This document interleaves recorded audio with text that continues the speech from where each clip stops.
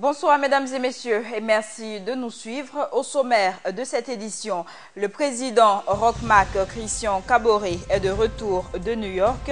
Le chef de l'État a dressé le bilan de son séjour aux États-Unis. Le point dans cette édition. Peine de mort au Burkina, la coalition nationale contre la peine de mort a procédé au lancement de la campagne pour son abolition définitive. BEPC session 2016, les résultats du premier tour sont connus depuis cet après-midi. Le président du Faso est rentré aujourd'hui de son voyage aux États-Unis. Roch Marc Christian Kaboré a dressé le bilan de sa participation au sommet de l'ONU sur le sida. Pour lui, la lutte contre la pandémie doit être globale et d'une solidarité internationale. Mahamad Sangari. Des retours des États-Unis d'Amérique où il a participé à une rencontre de haut niveau sur le VIH-Sida, le président du Faso, Roch Marc Christian Kaboré, est arrivé ce jeudi 9 juin 2016 aux environs de 12 heures à l'aéroport international de Ouagadougou, d'où il a donné un point de presse portant sur le bilan de la participation du Burkina Faso à la dite rencontre. Au cours de cette rencontre, nous avons donné l'expérience du Burkina Faso dans le cadre de la lutte contre le VIH-Sida, les IST, et surtout montrer que le taux de prévalence au Burkina Faso se situe maintenant en dessous de 1%. Le second aspect, c'est que au cours de ces rencontres de haut niveau, il y avait deux aspects essentiels qui étaient évoqués. Le premier aspect, c'est la prévention.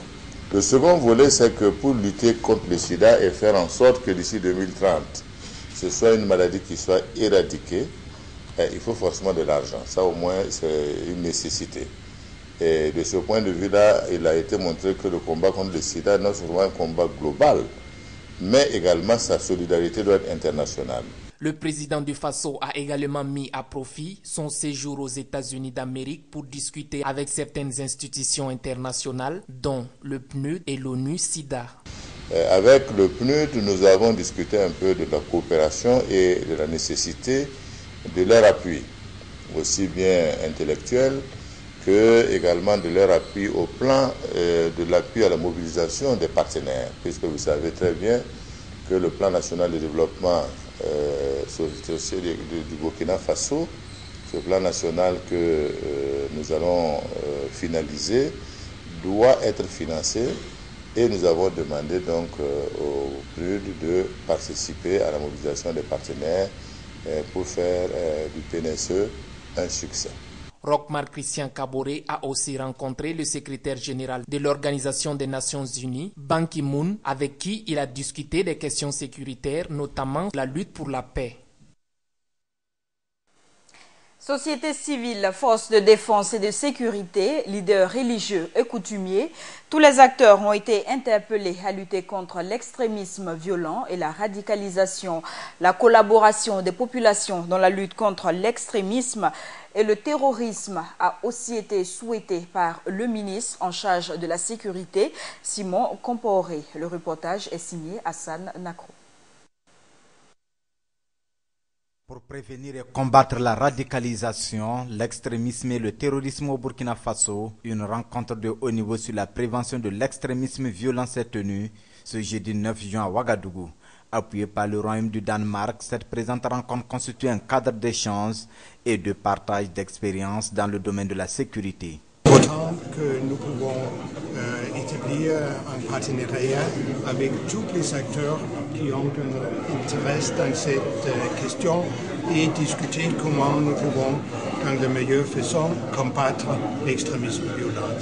Et cette réunion aujourd'hui est seulement une réunion de plusieurs, mais aujourd'hui nous discutons comment combattre, comment organiser la lutte contre l'extrémisme violent au Burkina Faso. Pour le ministre en charge de la sécurité, la mobilisation citoyenne est un moyen de prévention de l'extrémisme violent.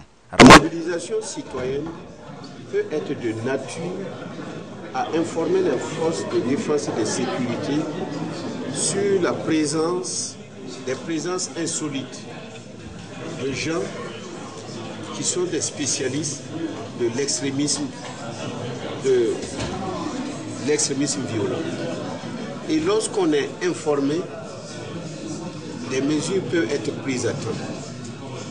Or, souvent, l'extrémisme violent sème des graines et des graines qui poussent à l'insu des uns et des autres et deviennent de forêts. Rappelons que le Royaume du Danemark a signé un accord bilatéral avec le Burkina Faso sur un programme de coopération 2016-2020 dont l'objectif est de renforcer la participation communautaire dans la production de la sécurité. Autre actualité pour la mise en œuvre du projet Action citoyenne pour l'abolition définitive et irréversible de la peine de mort au Burkina Faso, la coalition nationale contre la peine de mort a procédé ce matin au lancement d'une campagne pour son abolition définitive. Diverses activités sont programmées dans des séries de formations. Des précisions avec Doumadié Guel Rodrigue. La coalition nationale contre la peine de mort au Burkina, avec à sa tête les centres d'information et de formation en matière de droits humains en Afrique, s'insurge contre la peine de mort au Burkina. Pour cela, elle a procédé ce 9 juin 2016 au lancement du projet Action citoyenne pour l'abolition définitive et irréversible de la peine de mort au Burkina Faso. La motivation essentielle, c'est que l'ensemble des organisations qui sont engagées dans la coalition contre la peine de mort ont la conviction ferme depuis des années que la peine de mort, toujours présente donc dans notre dispositif juridique, est anticonstitutionnelle parce qu'il est contraire donc aux dispositions donc de notre constitution donc qui affirme le caractère sacré de la vie. On ne peut pas en même temps affirmer le caractère sacré de la vie et requérir donc la peine de mort à travers notamment notre code pénal. La seconde chose, c'est que le Burkina Faso a adopté un certain nombre d'instruments internationaux, notamment la Déclaration universelle des droits de l'homme et des peuples, le pacte international relatif aux droits civils et politiques, ainsi que d'autres instruments, par exemple régionaux, comme la Charte africaine des droits de l'homme et des peuples. Et du point de vue juridique, nous pensons que les engagements, ce qui est très important, les engagements de l'État burkinabé aujourd'hui militent en faveur de l'abolition de la peine de mort. Nous avons cité tout à l'heure l'article 2 de la Constitution qui sacralise la vie. Nous avons cité l'article 6 de la Charte africaine des droits de l'homme ratifiée par le Burkina Faso. En lieu et place de la peine capitale, la coalition propose entre autres la réclusion à perpétuité. Je pense que déjà la réclusion à perpétuité est une des alternatives. Parce que bien souvent ce qui justifie la peine capitale c'est pour éviter la récidive. Mais pour quelqu'un qui est emprisonné à vie, il y a peu de chances que la récidive existe. Comme activité, on peut noter la formation et la sensibilisation de plusieurs acteurs. Nous avons pensé essentiel de faire à la fois un travail de formation et d'information donc de l'opinion publique, mais aussi des acteurs qui influencent l'opinion publique, notamment vous les journalistes, les organisations de la société civile, les leaders religieux et coutumiers, les magistrats, les avocats, ainsi que les gardes de sécurité pénitentiaire et surtout aussi la jeunesse. Cette activité se tient à la veille du 6e congrès mondial contre la peine de mort, prévu se tenir à Oslo, en Norvège, du 22 au 24 juin 2016. 14 engins volés ont été restitués aujourd'hui même à leurs propriétaires. L'action a été rendue possible grâce à la collaboration de la police municipale et de la gendarmerie nationale. Des précisions avec Gaël Rodrigue. Après plusieurs investigations, la police municipale en collaboration avec la gendarmerie du Burkina ont restitué ce jeudi 9 juin 2016 des engins à leurs propriétaires. Ces engins, au nombre de 14, ont été retrouvés grâce au contrôle des différents fichiers de la police et de la gendarmerie. Il faut dire que les engins que vous constatez au nombre de 14 font l'objet d'interpellation depuis le dernier trimestre de l'année 2015 et le premier trimestre de l'année 2016. C'est à travers les contrôles des différents fichiers à la police nationale et à la gendarmerie que nous avons pu mettre la main sur ce nombre-là, les 14. Vous constatez qu'actuellement la cour est très pleine. Nous avons autour de 900 engins qui ont été retirés du fait de l'opération spéciale de lutte contre l'extrémisme à Ouagadougou. Pour Paul-Marie Kobiané, cette action des forces de sécurité constitue un sentiment de joie et de satisfaction. C'est un sentiment de joie qui m'anime aujourd'hui. La joie de retrouver un objet volé, un objet perdu. Mais aussi la joie de savoir qu'il y a des forces de l'ordre qui œuvrent pour nous. Et aussi profiter de votre micro pour leur dire merci pour le travail qu'ils ont abattu. Parce que ce que nous avons ce soir, c'est le fruit d'un travail sous le soleil. Et je crois que ça mérite un remerciement sincère et profond de la part de ceux qui bénéficient de ces services. Et aux représentants du président de la délégation spéciale d'inviter les citoyens à collaborer avec les forces de l'ordre. Les gens à avoir confiance aux forces de sécurité. Inviter les gens à collaborer, surtout la collaboration. Il y a des numéros verts qui ont été communiqués depuis longtemps à la population. Et lorsque un citoyen ou une citoyenne constate un comportement assez suspect, que ce citoyen ou cette citoyenne puisse, d'une manière ou d'une autre, attirer l'attention de la police. Et pour ce qui concerne la police municipale. Et c'est de cette façon que nous allons parvenir à éradiquer d'une certaine manière, ce banditisme qui se développe dans notre pays. Des opérations nocturnes sont en cours et la police municipale compte mettre la main sur d'autres engins volés. Parlons économie à présent avec la 6e édition des journées de la Bourse régionale des valeurs mobilières BRVM qui se sont tenues ce jeudi à Ouagadougou. La rencontre qui regroupe les pays de l'UEMOA a pour objectif de trouver les moyens nécessaires au perfectionnement de la bourse où seulement 39 entreprises sont cotées. Ibrahim Zongo, reportage. Pour la première fois, le Burkina Faso accueille cette année la 6e édition des journées de la Bourse régionale des valeurs mobilières BRVM. Créée en 1998 par les États membres de l'UEMOA, la BRVM regroupe à ce jour 39 entreprises cotées. Depuis cette date, la finance dite de marché est devenue une réalité dans notre environnement économique et monétaire. La BRVM a enregistré une progression significative. En témoigne l'évolution de ses principaux indicateurs.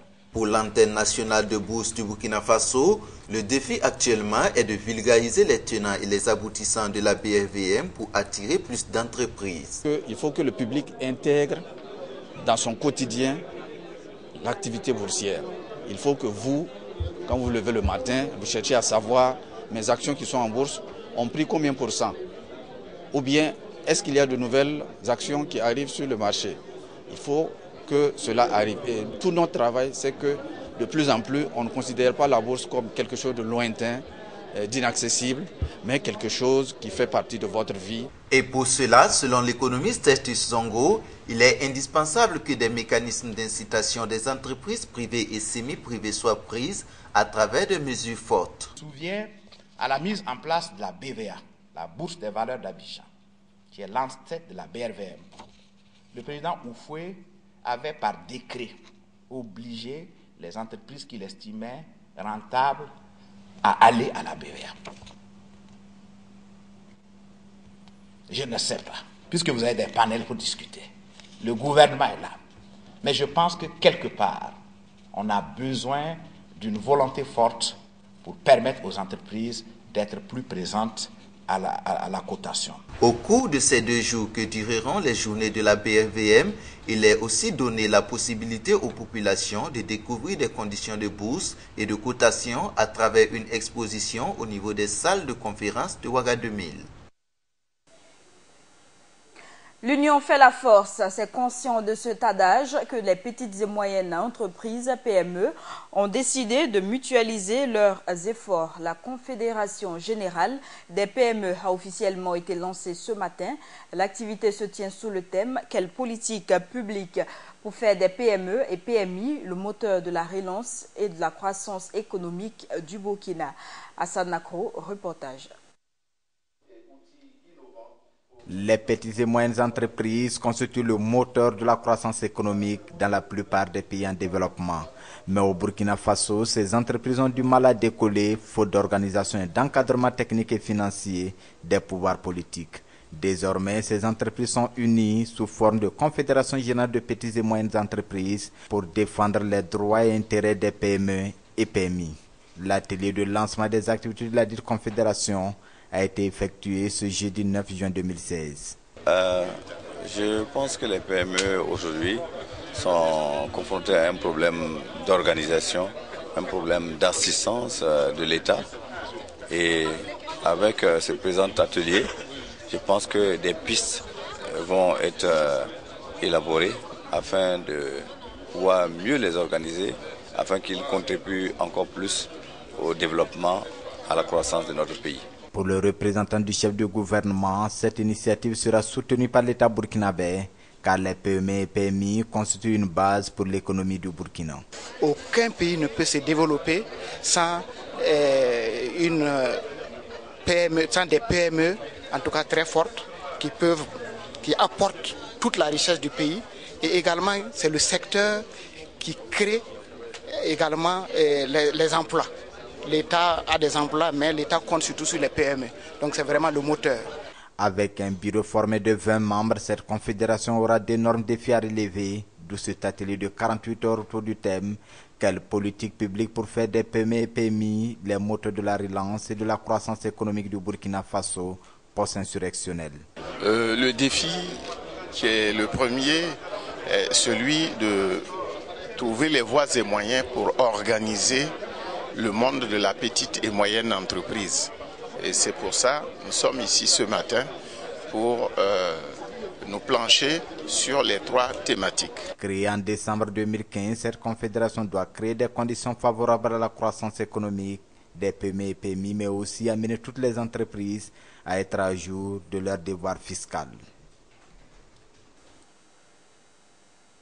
La 11e édition des Journées de l'entrepreneuriat burkinabé a débuté ce matin au thème des travaux de ce cadre de promotion et de développement du secteur privé. Ce sont près de 6 000 emplois qui seront créés au profit des femmes et des jeunes.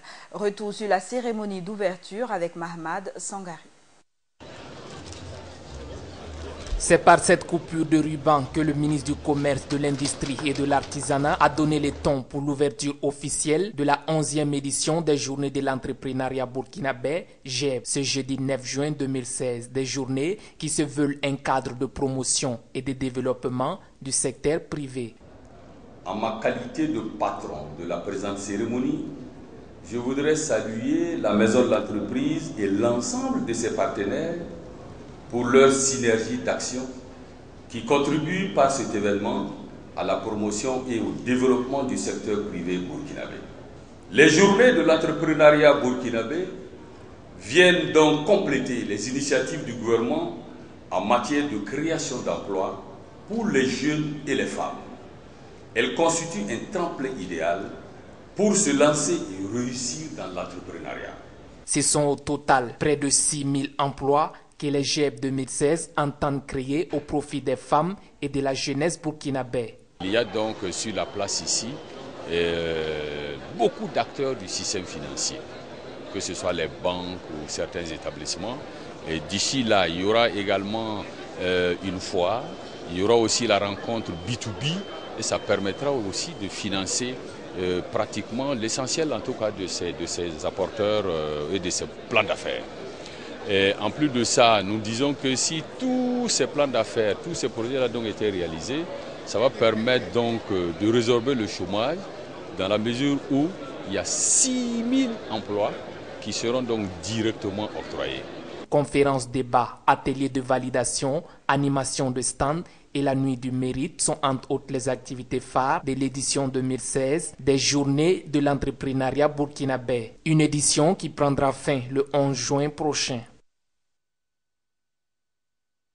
Les commerçants du marché de Toué-Saint-Yard sont mécontents de l'attribution des magasins et hangars du nouveau site de leur marché. Ils dénoncent une double attribution et une mauvaise foi de la commission d'attribution des magasins. Les protestataires comptent mener des actions fortes si toutefois il n'y a aucun changement. Mahmad Sangari.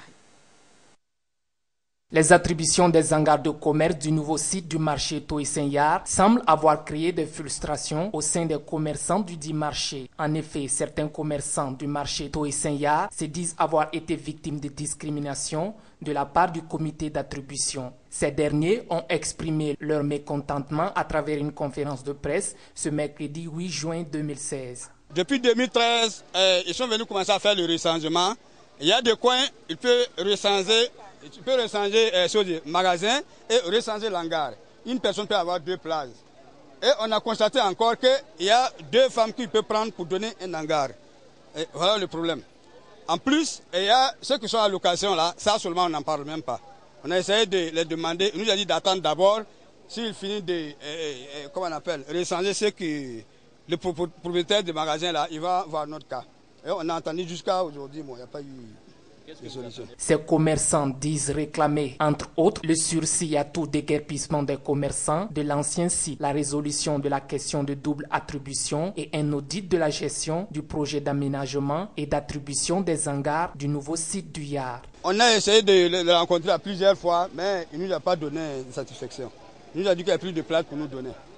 Bon, après d'avoir fait notre enquête, on a vu que non, il y a encore beaucoup de places. Et eux-mêmes continuent de vendre places dans ce marché, continuent de vendre des hangars et des boutiques dans ce marché-là. Bon, la commission nous a dit qu'il n'y a plus de place pour nous donner. Pourtant, nous avons constaté qu'il y a 701 places qui restent. Nous voulons qu'ils nous disent où c'est parti cette place-là. Voilà, c'est ce que nous voulons, c'est tout. Au vu de cette situation, les commerçants n'entendent pas baisser la garde. Ils comptent mener des actions fortes dans les jours à venir afin de rentrer dans leurs droits. La suite de ce journal, pas de production de pain, boulangerie fermée. C'est le constat établi ce matin par nos équipes dans la ville de Ouagadougou. Le mot d'ordre de grève lancé par la Fédération des boulangers et pâtissiers a donc bien été suivi par ses membres.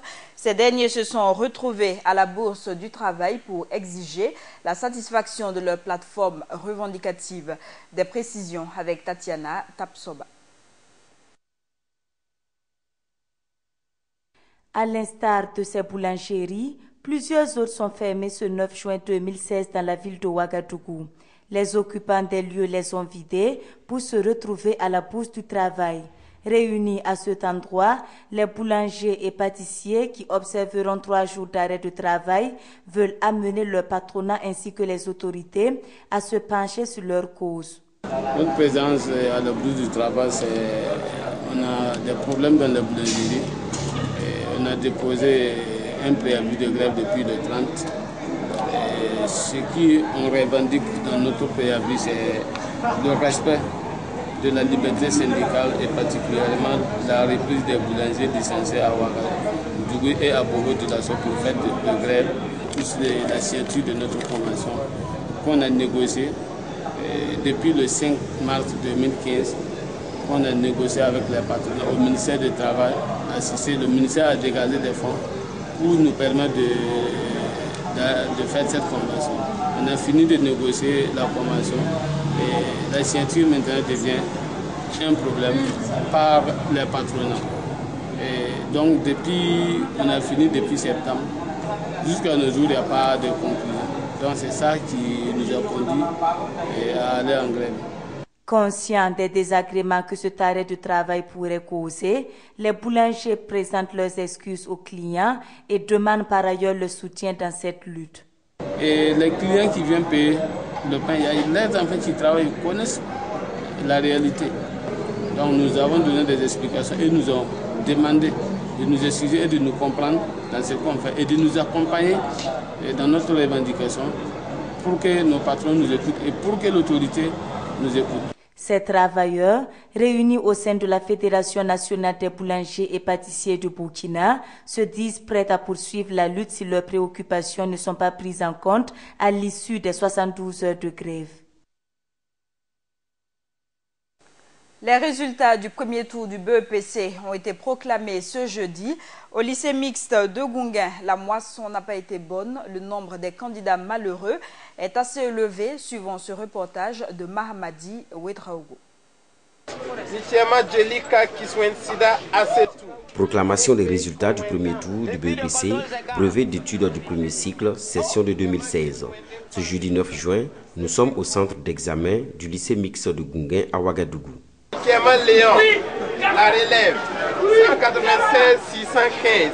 Luc, Saint-Franc. À l'appel des noms des candidats, l'angoisse se lit sur les visages, chacun retient son souffle et quand vient la délivrance, c'est la joie totale. J'ai fait le dossier cette année, ça a marché, on prie Dieu, car on attendait ça vraiment extraordinaire et on ne savait pas quand on allait avoir, mais ça va. Aussi bien pour les candidats admis que pour les parents, la joie est grande et chacun note que la réussite à cet examen est le couronnement de plusieurs mois de travail et de prière. Il fallait juste apprendre bien les leçons et puis maîtriser ses cours. Quand je traitais les sujets là, j'étais conscient. C'est le boss. On ne dort pas la nuit, on est là avec le cahier, on bosse et ça donne ça. La joie pour ceux qui ont réussi, la déception pour ceux qui ont échoué dès le premier tour.